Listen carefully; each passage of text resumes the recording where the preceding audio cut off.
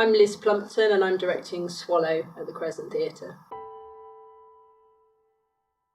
The play is about three different characters who are all struggling in some way to connect to the world and to find their place in the world. Although it was written in 2015, it feels like a really great play to do now, 2 years into being ravaged by COVID and a lot of issues that were already problematic before COVID around mental health and well-being, connection, loneliness have really been exacerbated by the pandemic. And I think the play explores some of those in a really interesting way. So the characters are all struggling with a particular challenge.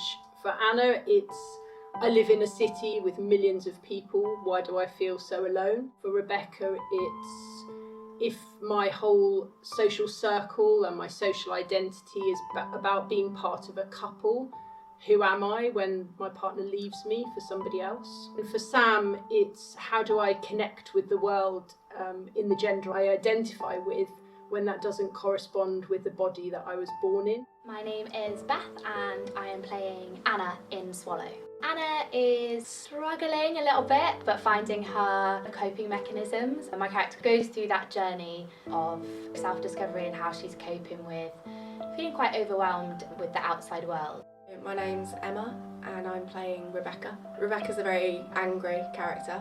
She does something quite stupid at the start of the play that I think makes her outside reflect her inside. She thinks she's quite damaged and unlovable, and that's quite a motivation that she takes forward into her relationships in the play. I'm Abby and I play Sam. Sam's a really interesting character because he's at the beginning of a transition and it's been challenging to explore this role. Stef Smith, the playwright, wrote the play in 2015, and she said at the time that she felt frustrated by the type of plays that she saw theatres producing professionally because she felt that they ignored a lot of voices, that there weren't enough young voices, enough queer voices, enough female voices. And so I think the play really amplifies some of those experiences. There's a real streak of humour that runs through the play, a kind of bleak but beautiful humour. Stef Smith writes really well about the absurdities of the small details of everyday life and some of the crazy coping mechanisms that I think probably a lot of us secretly have for dealing with them.